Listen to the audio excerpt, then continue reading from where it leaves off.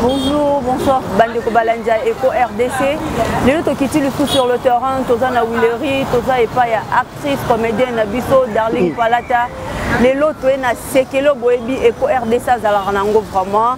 Les autres veut dire les autres, les autres Namakusa, Oto Benyango et Lubu, Naterme Nabisso.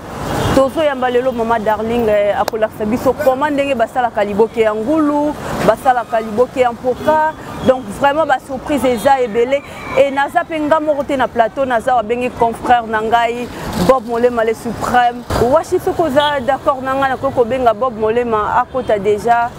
Bonjour à tout le monde, bonjour à toute la famille Eco RDC.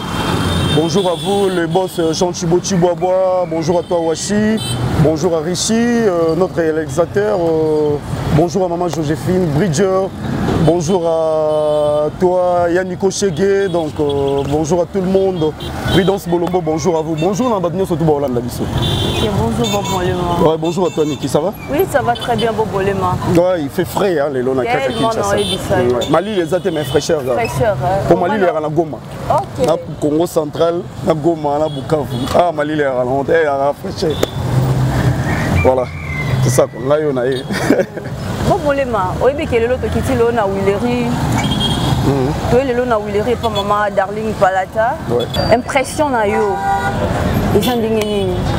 D'ailleurs, premièrement, Darling Palata na ebi epena na mambo ya kosabe émission te. Premièrement, et moi ça me tonnerait que lelo Darling andimi à l'émission, ça me tonnerait. Kosala musala na devant caméra à Salara. Mais kosabe émission, ça me tonnerait aujourd'hui qu'elle est d'accord de présenter une émission. À la émission Yannick et Lubu et Bastar. Ouais. Bon, moi, ça me fait plaisir. Et puis, plaisir à trop parce qu'à respecter presse, premièrement, et puis à respecter Busso, journaliste, chroniqueur, à respecter Busso, voilà. Moi, ça me fait énormément plaisir. Moi, ça me fait énormément plaisir à trop. Et puis, ils ont Eco RDC. Il y a une chaîne à Moukete. Nouvelle énergie en plus. Ouais, nouvelle énergie, voilà. Ils ont Eco RDC. Donc, attendez toujours des bonnes choses. Moi, je serai là, je suis ton co-présentateur, donc on va intervenir, on va mais les présentatrices d'aujourd'hui est là, donc moi je suis là pour intervenir dans des petites choses. Voilà, ça m'a fait ça. Merci. Vous allez vraiment branché, vous allez vraiment connecté. Je dis vraiment un grand merci à mon boss, donc celui que j'appelle mon papa Jean Chibochi Boaboa. Voilà mesdames et messieurs, nous sommes déjà là avec notre invitée, elle est derrière moi, vous la connaissez déjà, elle s'appelle tout simplement Darling Palata, comme ma concert l'a présenté. Déjà, voilà, tu continues à émission de Bolingara, émission de Bolingara, et Lubu et Bastar. Et Lubu et Bastar, une conception de notre boss Jean Chibochi Boaboa. Et aujourd'hui, c'est un autre jour. Notre jour, comment? Il y a Darling Palata qui est là. Voilà mesdames et messieurs, sans plus tarder avec la permission de Washi, je vais faire un petit tour comme ça. Bon mona, Nengenini, invité na biso, Azadja prête. Na ba ninyo yo, bakasa. Bakasa ya liboke. Voilà, merci beaucoup à toi, le réalisateur par excellence, Richie. Merci à toi, mon frère, depuis Kinshasa. Il nous assiste. Merci infiniment à tous les abonnés de Eco RDC. Restez branchés sur votre chaîne, continuez à vous abonner, continuez à regarder des émissions, des belles émissions qui se passent dans votre chaîne. Et ça ira vraiment bien. Voilà. Darling ainsi de suite. Je ne savais pas qu'est-ce qu'elle allait préparer moi personnellement, mais ma consoeur a annoncé quelque chose déjà. Darling Palata. Oui, bonjour Bob. Santé, ça va? Dieu fait grâce, tout va bien. Tout va bien. Et les affaires marchent aussi. Ah, mon Dieu. De quoi tout ça, malgré ma conjoncture, mais mollo donc qui est en rythme, la plupart des gens, la plupart des personnes, déjà à plusieurs reprises, Darling Palata Alingabe émission T. Mais moi, à ma grande surprise, ça m'étonne que tu es d'accord avec nous au sein de l'émission Lelo Elo Kelingara. Oui, Nalinga vraiment émission T parce que la mission mingi comme on salama, au moins ils basé na rien. Donc ils que non vandawana ba question même question zozonga. Alors que pendant les émissions senga aux ana likambu ya malonga ya koloba Oh mututanga otala oui. Oh mututanga zotala. Azo tirer les sons, azo comprendre que ah mikolo ezande boye, hein likambo leka ki aloba ke zaki boye boye na boye. OK, mais ce qui actualité ezana ngote. Na ko leka ka te pono caméra ka gezonga parce que musana ça eza déjà la caméra. Il y a plein de temps alors. Ah oui hein. Voilà, merci. Le lot est solo, et Lubu Bastar. Déjà sur la table, on a moni déjà au présenté, Bilo Reza déjà bien présenté. Je sais pas. Bah téléspectateurs il y a Eco RDC. Basé là, les lots aux autres présentés bango quel plat au lambela bango nin. En tout cas, mingi ezaka babiloko déjà to lambara na biso.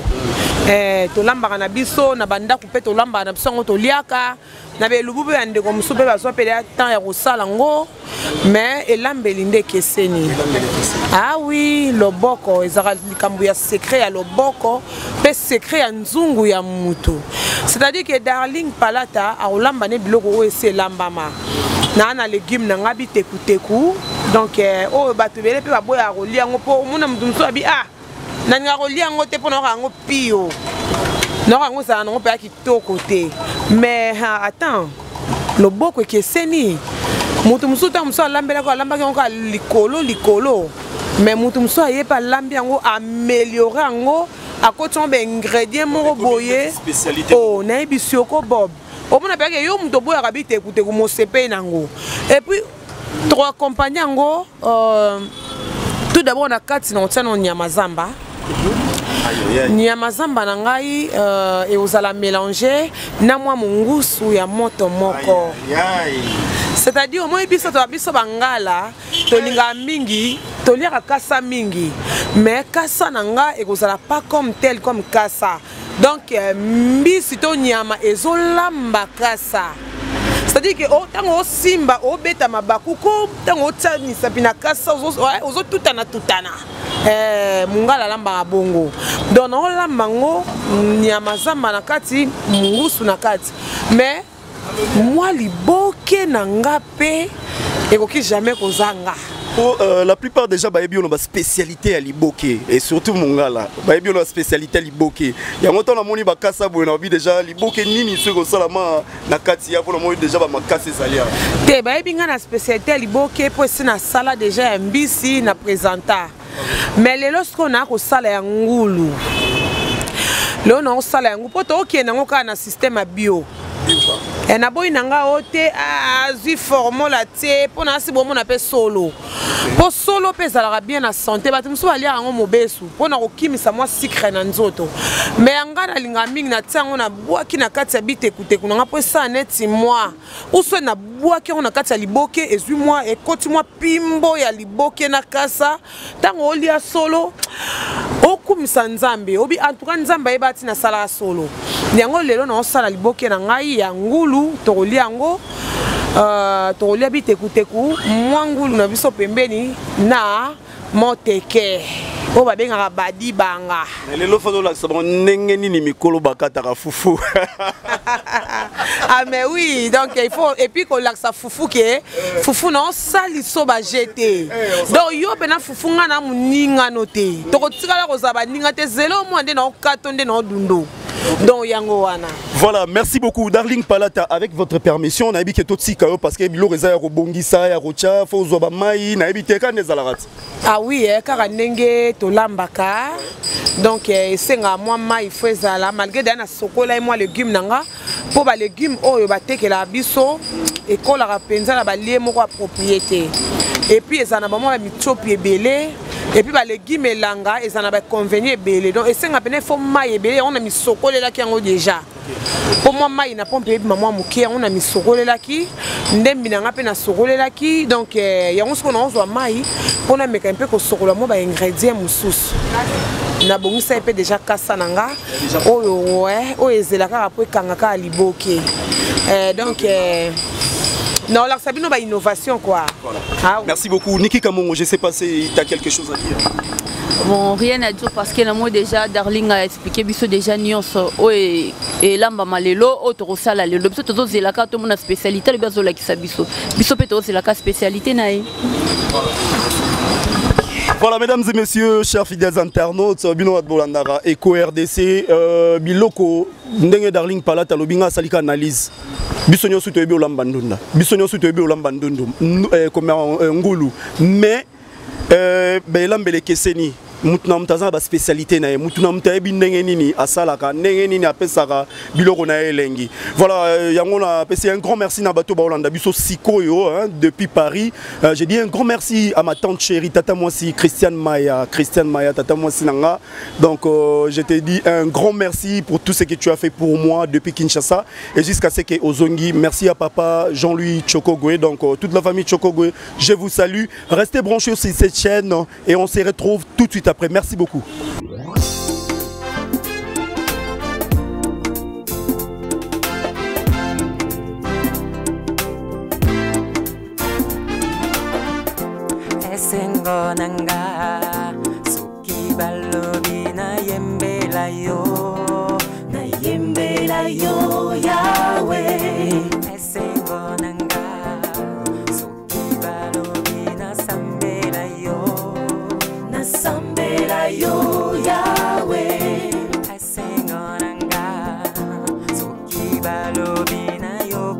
Voilà, mesdames et messieurs, retour sur notre petit plateau. Voilà, Tozongeli Darling Palata, Tozongeli sur scène. Moto Peli, on va maman Rolamba obi on sani. Merci Bob pour la question Kitoko. Na pelisi moto pour natana nous na lingi natana moi mai na moto.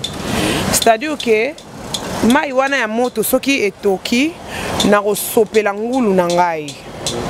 Na sopela ngulu na ngapona longola bazei wana na ndenge ezala po ngulu na ndezeza nyama ya salite vanda na salite elia ka salite ezara zei soko bongisa ngo bien te muta olia ngo pe kitoko te mutu mususu asala ka liboke na ya ngulu ifa lamba ngo na nzungu alambi ngo na nzungu soke beli akanya ngo na likasa ngasko ngulu nanga na lamba nanga ngo na nzungu te na zorango na sopeli mai ya moto mai fo etoka na sopeli mai ya moto na kata mai wana na tsaka mungwa deja so etoki na sopeli ngulu nanga evanje 5 minutes ya kobenda zei kobenda mwa bona na ngulu nyama ndeto sokola ngo ba nyama msomo na emoza mo mabele mike metango tse da mai otie mungwa ebenda ka bazelo wana ebendi zei ndena kozwa sikoyo na longole na mai wana na bandisiko na saisonango bon mona ingrédient nga na sela na liboke na ngai ezala vraiment grave te po liboke senga rapete que ingrédient ezala ebele soki ya ndenge nini o perdre saveur yeloko zo lingo bimisa yango nga na tsana mai na nga na moto pour que na sopela ngulu na nga après nde na kozwa ndunda na nga na te na moto pe etoka. Voilà, na zo molo molo bi wana épinglé wana obi au Tcharamungwa, est-ce que Moutounio surtout normalement sera au sala ndé recette au saliboué, il faut atokiza toujours mayona na mungwa, c'est important. Ngana linga ko tokisango bongo po tango sopeli mai moi mungwa ne koti penati na mikuwa. Okay. Tango 25 minutes wana moi mungwa koti na mikuwa. Kwa za musuni musoli abwe supu wana mungwa me musuni koti mungwa te. Oyo kabe o santi beke no eza okabwana musuni mungwa suika na supu musuni eza pio.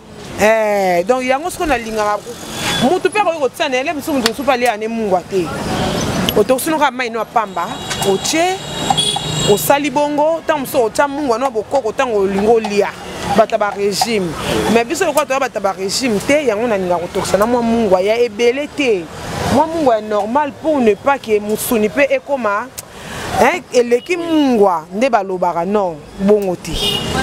Na question mona tunao question na ngisa boy nebi ke no soto zana banda kutola ngulu na mona ka to tsaka ngo mwa ai mais son natali na mesa na moni ai mais par rapport ndengo boko sala ngulu na wana na mai wana yo to kisango tsa ai te to ko tsa ai après ozo saisonner ba épices na en tout cas na tsaka ai na kati après ko longola na mai après ko longola na mai ndesko na zwaka ai na nga na bongisi na bike na tuti ai nanga na kotuta ndembi nanga na tuti pe mwa litungu nanga ingrédient na tsaka yangwana na ingrédient msutenge na tsa opo esala soki extravagance te na otia nanga kaka ai nanga ndembi nanga na moi litungulu nanga na moi pilipili eloko pele ngena tu nangwana po côté wana pilipili ça moi ba pilipili to pas moi pe na mboka na soto moi pilipili minene oui po bolobo te ba pilipili mikie bo ndenge nini ba miyoto ya minene pe yango yo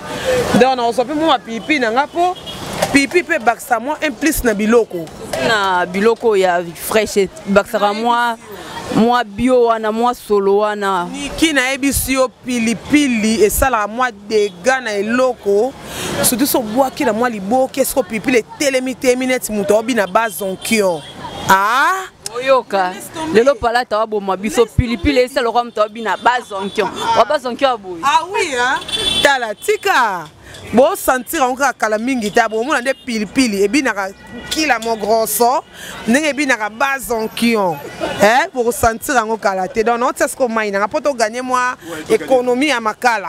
OK, merci. Voilà, merci. Moi je dirais un grand merci de la part de boss Jean Chibo Chibobois, oncle Ferro, autrement dit le président Mbosso depuis Lausanne. Un grand merci à Madame Maman Garance, Maman la Capi, voilà, moi aussi à boss. Cyril Boaké dans les États-Unis, le boss Jean Chibo Chibobois vous salue. Laissons la place à Madame Darling Palata et on se retrouve tout de suite après Tokutana Awa. Nico Chegeyo et Bigandenge Zalara.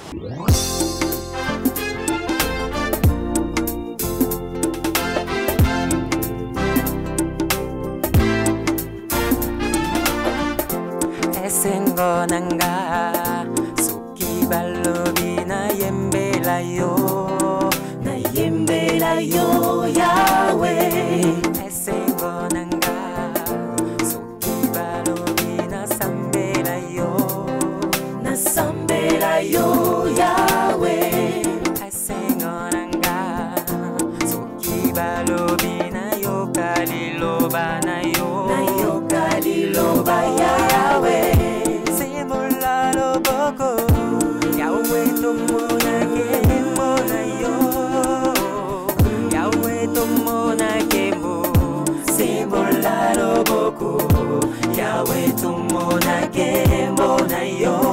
Namboko yo bamona kembona yo Sembola loboko Yahweh tomona kembona yo Nandako yo bamona kembona yo Sembola loboko Yahweh tomona kembona yo Fire yo amona kembona yo Sembola loboko Yahweh tomona kembona yo. Palata na mono tsendunda na moto mais na kati to yebi ke so to sa légumes vert batiaka moi bicarbonate na kati ya mai mais to monika otse mai na yo bo pamba kaka bongo loko te na kati bande ko bala na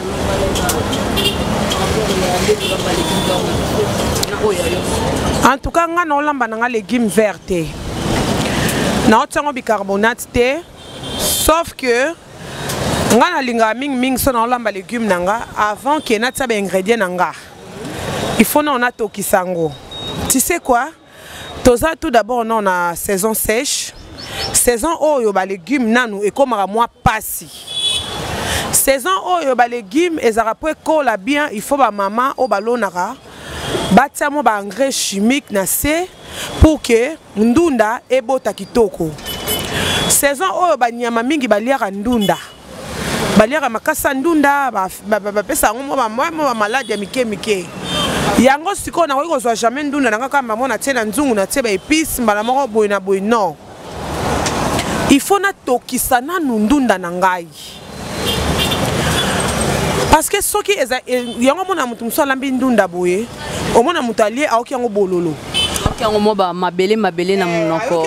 Aoki yango bien te, e mo aoki yango changa na munoko. Changa c'est-à-dire bangenza makasi ayoki yango soko makasi ezosa gr na munoko. Ok, il faut kotokisa yango nanu po elemba po ndunda ya saison sèche mo eza ekuba. Il faut olembisa yango boye lokwa na olamba yango légumes verts. Ndunda ya saison sèche il faut oboma microbe ya engrais chimique wana, il faut etoka penza makasi. Et puis ndunda tout d'abord epesaka nanu, epesaka amibe. Ba levure hein, oui. Na ba amibe. Epesaka mamaladi wana makasi. Donc soki olambi ndunda likolo. Ozo risquer famille mon baba sala pulu. Il faut légumes na olamba na mutema ya kokita. Eza madesu te, oyo ekona ngo peso maladi te. Eza nango te ko musuni po moto linga musuni be la senya. Po musuni senya net va vient senya elekara. Elekara nango oliano bien. Mais ce que oyo faut tela ngo pena mayele. Ça mayele po légumes bima bien. Il faut kota penza moto bitekuteku banzete nango wana po banzete bitekuteku wana za na vitamine. Bana to bana mikeba mama banda yo sabiso. Ozomona banzete oyo. Eza ya makasi te po yango ebukani. Eza yango ya makasi te mais eza na vitamine et puis yango mutesala ke bitekuteku evimba. Po bitekuteku za molo kwa ngai ekondaka nango.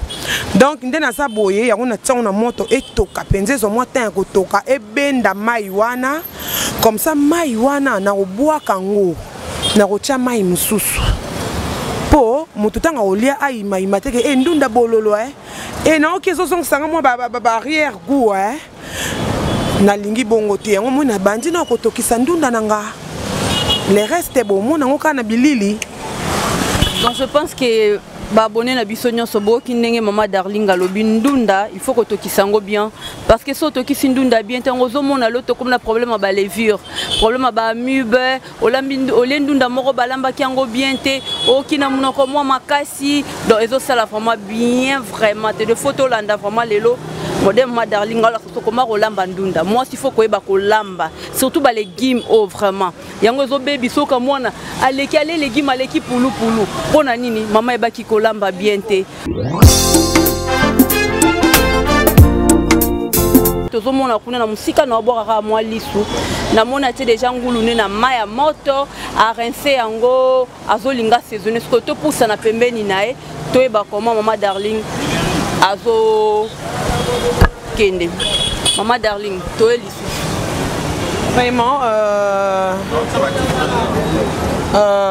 ndena sa boye na longoli ngulu nanga na mai po biloko nanga nyonso nde eza en fait na sokola ki yango déjà na sokola ki ka nde na lobai po na gagner moi temps po na mai pe lelo na ba saison oyo toza mai pasi mama mai pasi partout dans une mai diminuer pression yango so mwana na wese na sokola da mo ba biloko nanga nde na sa boye na longoli siko ngulu nanga na mai ya moto na tango na ina sangisa on ingrédients na tuti naza si bomona kelo na tuti maman ba téléspectateur balandi yote ba monika ke no yo lobi déjà au sali ingrédients na yo to moni ba épices na kati ya eboka mama Darling a tuti ba épices na ye yango wana tozolekisa tozon sa micro mukie et pas mama Darling ameka ko expliquer biso ndenge azo salela biso liboke na ye yangulu mama Darling.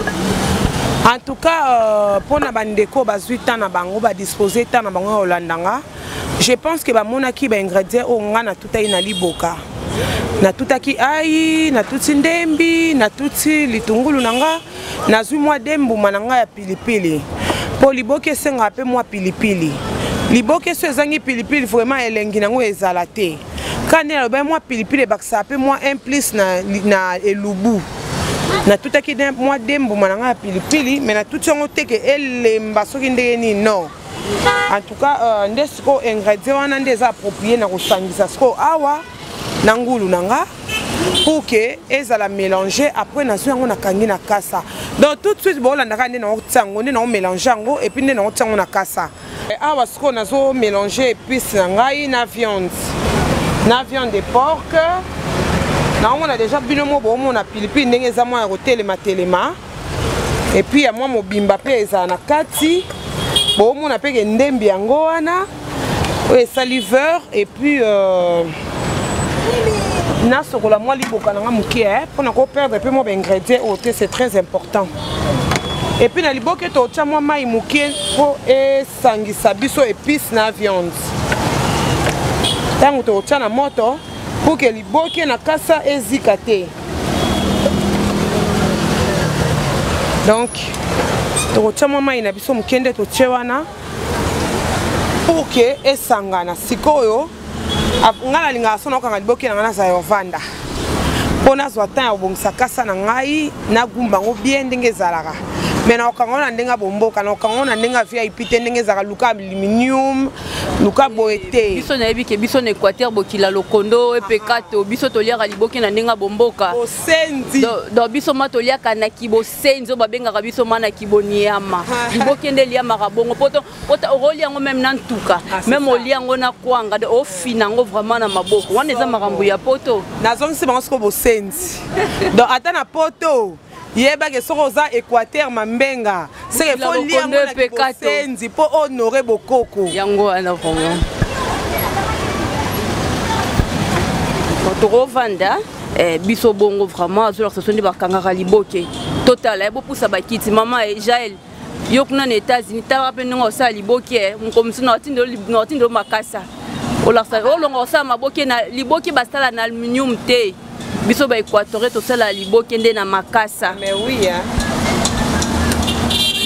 washizwa vraiment caméra taliswa na mabamona les grands boss tango amona liboke bazo raisonner palata e na komata na kisasa sikoyo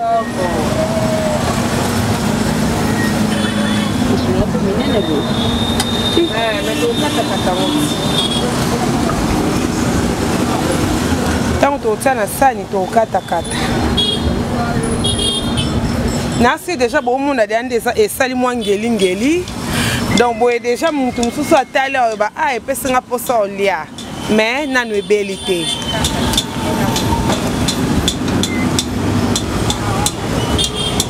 bande quoi Eco RDC vraiment beau s'abonner massivement de ça kana chaîne la rabino ba télé réalité de ba Lubu des stars donc kaka na Eco RDC na chaîne vous abonnez-vous massivement donc je dis un grand merci à mon ami personnel donc celui que j'appelle Michel-Ange Tsudi depuis New York Mama Darling moi liloba lisusu moi liloba ezaka ke binomo bomoni formé nini ezokanga ma awa oyo bomboka kibo sense na biso ba mama bande ba oyeba makambo nini ezoleka awa en tout cas nakangi liboke nanga ona pesi bokulaka nanga papa Feli losako bokulaka ngamo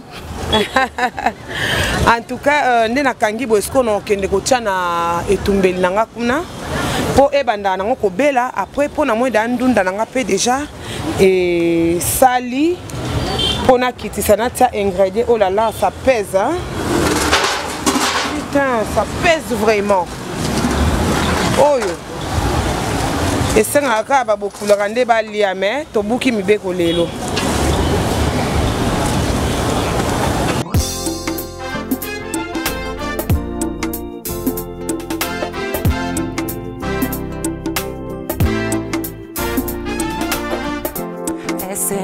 nanga suki balobi na yembela yo Yahweh esengo nanga suki balobi na sambela yo Yahweh esengo nanga suki balobi na yo kaliloba na yo kaliloba Yahweh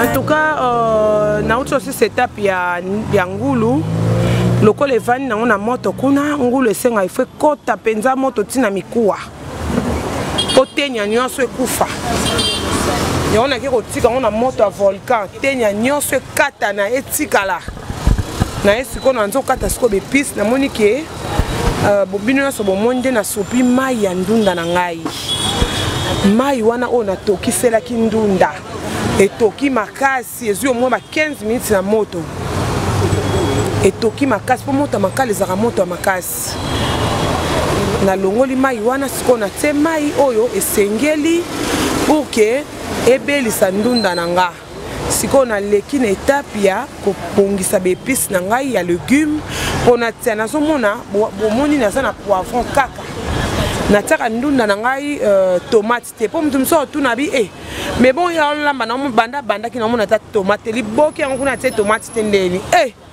yo so mona liboki batia tomate liboki ya sauce rouge ezalaka te bitekuteku balamba yango na tomate te loba olamba yango na formule mosusu en réalité bitekuteku eza eloko oyo batiaka yango tomate te batiaka yango kaka babiloko ya vert batiaka yango tomate ya mbuma te namona bazolamba bitekuteku tomate po esala yango mwa sucre bongo te ebongo otia yango mpo eza sucre po ani kolamba kilelo eza bongo non kilelo eza bongo sukali salama ya lobo lekisa sukali ebele mela mais na bitekuto yo oluka sukali po ani oluka ngo ezala sucre pourquoi non oyoka nde darling alobi bitekuteku batiaka tomate te batiaka bitekuteku tomate te lamba yango bio zwa kaka poivron na yo ndenge tokende kaka malembe tozokende toyeba réalité secret na ndenge fefseke no ndunda oyo eza ndenge bandunda nyonso elambamaka te washima tondo ndunda elambamaka donc lelo innovation ya légume tokei darling mosusu olamba légume olamba bitekuteku ya oyo nga na olamba bitekuteku mpo épinard oui otia na yo tomate ekoleka me bitekuteku te tika yango bongo kosature yango te obebisa osombi tomate ya mbuma yo wana banzi koboma liwanza na ndunda oyo bato baolemba yango bakokoka yango te ekoma pinya motema yango moninga nalinga mingi kolamba yango kaka na bavere nango oyo omona ndembi poivron mwa litungulu mwa ai mpona koboma mo bami mwa solo na ngai y compris mwa piment vert oyo ezaka important mpe na légume sala légume mwa solo kitoko oui ntango na kosisa kobongisa babiloko nanga oyo napandi sikoyo natia yango nasali nini nabwaki na kati mpo mwa osala yango sauce te otia mwa huile na moto kalinga baépice nde toyebi nde tomonaka toyebi te nde tomona mpo nga ma namona yango nga vraiment namona voisine nanga moko azolamba ndunda mpo lelo na ningai natuna tomate ya mbuma tomate à boîte babikila ebele babiche bebele donc sikoyo naye komona différente na oyo ozolambela biso toza mwa curie toyeba vraiment ndunda mpo lobi eza bio seke fo ezala kaka biloko ebotami na jardin ndenge ozoexplike biso oui c'est-à-dire ke na kocontredire ye te eza ndenge oye amesana kolamba mutu na mutu ana lolenge na ya memela cuisine na ye pona mutu ataka tomate asepela ezala bongo mais pona ngai nalobi bien olamba bomboka nalingaka penza tomate te so tali neti nga bilubu na nga ebe nalamba nalinga pe tomate te loba musuni nakokata momo ba tomate ba pommier wana kokata katango ozi otie mais neti bitekuteku boye so na tie tomate na baby sit pona pe ande na baby sit bikila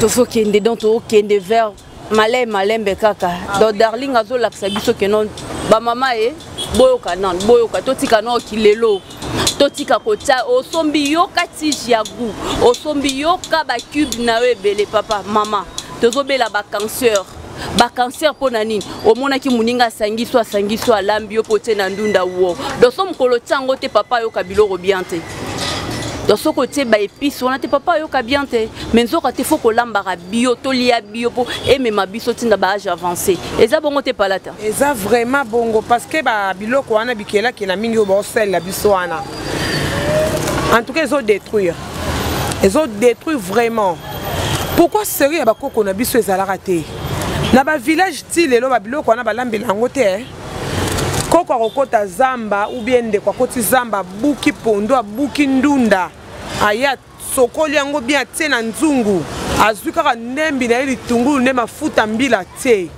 mais il faut sentir solo ezobimisa kwa moto olamba mpakasa solo kitoko wapi balambelo mali mbondo nayebisi yo niki mutu oza musika ozonyonga oboti jalousie keto obi alamba pakasa mikolo nyonso lelo akomi na chimbrique lobi nazongi na sombongula zamba nzoka teka ndunda itekuteku kaka buki na ye na elanga na ye aboyi na ye kotiango bikelakela mpo échanger solo échanger goût azwi kaka tie kaka ndembi oyo oyo babengaka ciboulette azwi kaka poivron na ye poivron vert azwi mwa litungulu na ye atie na kati ntango mosusu mpe otiata mbisi te mais biso na Équateur topambolama na mbisi na nyama biso légume vraiment sa nyama esimba te donc yango moni tobwaka kaka bwaki mo eloko na yo moko boye mpo sentir ke na olia ata accompagnement eza pembeni te mais so mabaku eza na légume na yo en tout cas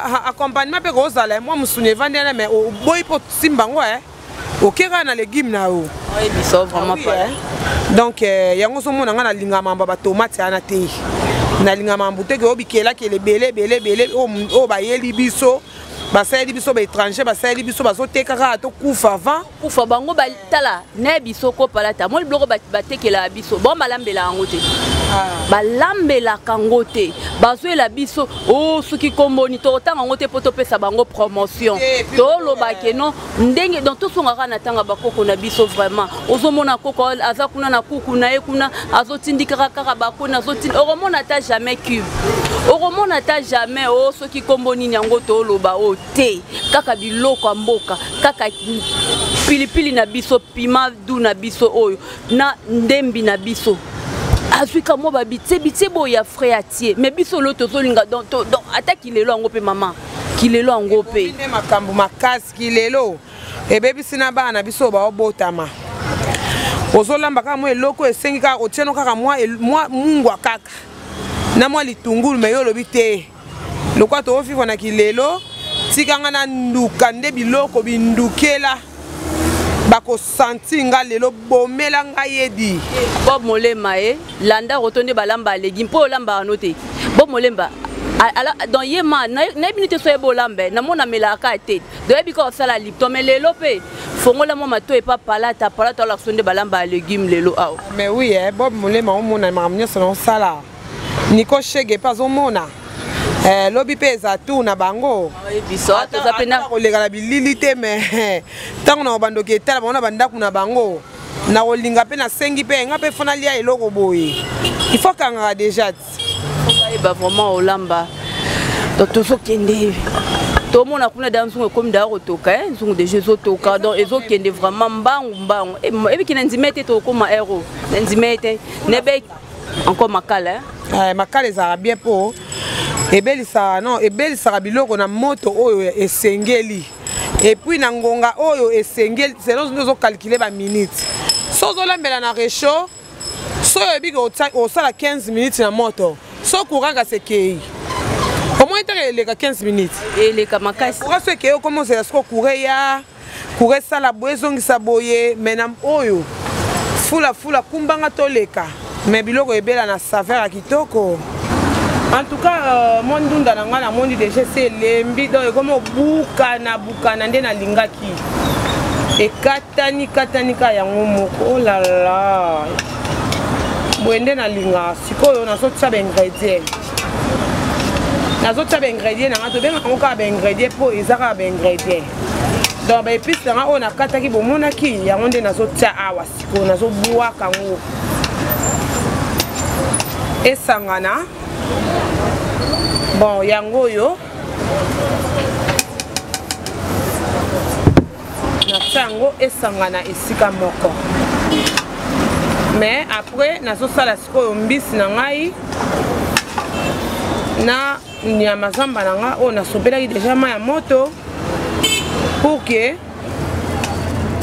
na tango pe na landisa na kati siko awa na sopeda ma ya moto wana o nataki pe suma ya malili na si bomo na nde nazo chaboye déjà na bongisi yango nazo panza siko o nyama zamba nazo panza ngeke kotuta na kuna po sala mabaku esala ke mutu azolia pe nazo sepela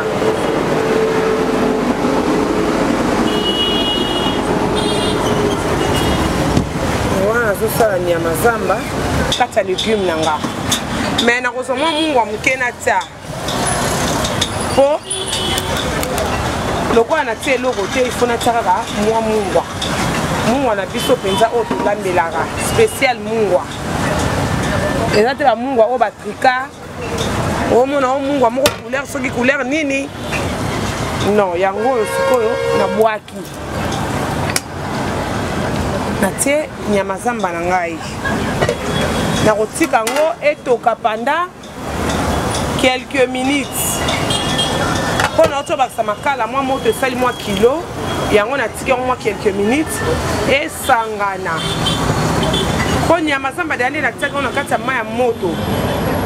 Elongoli déjà mo ba nyama mike wana ozana kati ya mbisi ya moto moko ebota mo ba nyama zamba pe bota mo ba nyama yango natika yango mai ya moto po ebenda mo ba nyama wana ya mike elongola pe mo ba mbungi wana oyo ya mo ebota po nyama nyonso ezaka moto moko bien mbisi ya moto moko eumela kobeba te.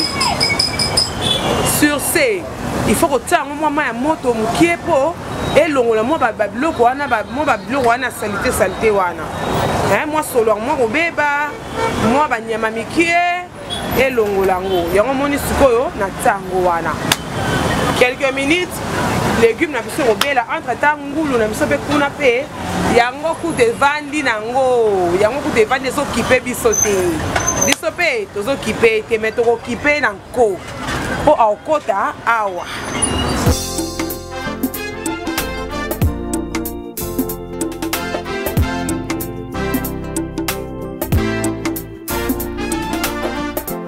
Esengo nanga suki balobi. Eh, oui, il est là, Mout. Il est là, Mout. Batika. Donc, comment venir au coup?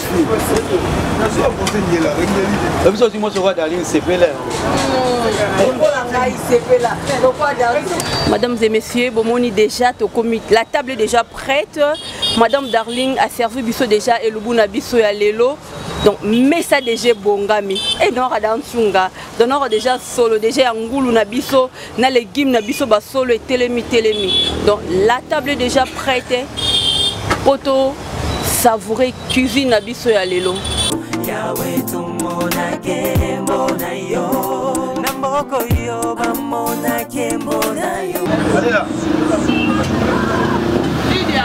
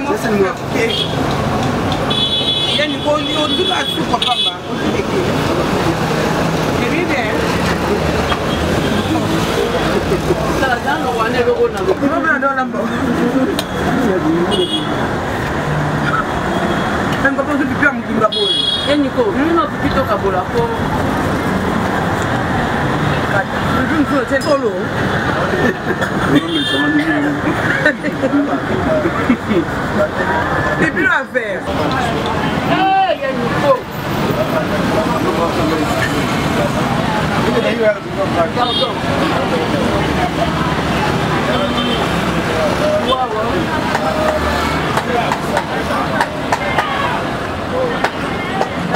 Voilà, nous sommes arrivés à la fin de notre émission. Tozala qui est chez Darling Palata. Tozala qui n'a Luguna Biso vraiment et le qui très bien. Tozana Bob Molema le suprême. N'a moko Darling Palata na Yannick Cheka. Na ça ce qu'on a pour ça na yoka moi point de vue par rapport ya biloko na biso to uti kolia suprême. Je pense que Osawana na yoka moi point de vue na yo mukie ça langa moi bien quoi. Ouais. Je crois que Naïbandé déjà émission. Merci beaucoup pour la parole. Naïbandé l'émission, notre sœur et puis sa sœur Nanga Mboka Moko, Darling Palata. Abete déjà le mot bolobia lambi batunde balambaraté. Donc bolamba la binondunda mais yalla mais on est batunye surtout te balambara. Alors Nazaki convaincu les nazu assiette nanga na kuma convaincu. Liboki Angulu, nalia rappelé par Liboki Angulu, azate pas zapembe nanga nazo komisa mais Liboki Angulu bat balamba rango, mais nga pe na liesko lelo Liboki Angulu. Imaginez que nga lia pipi te melo na lia pipi. Dans la lia pe na soupu, na lia pe na pipi te, mais la lia et salinga j'étais émerveillé, canon et on s'arrête. Canon s'arrête, salinga bien na que prochainement bandero mususu pe batali lelo.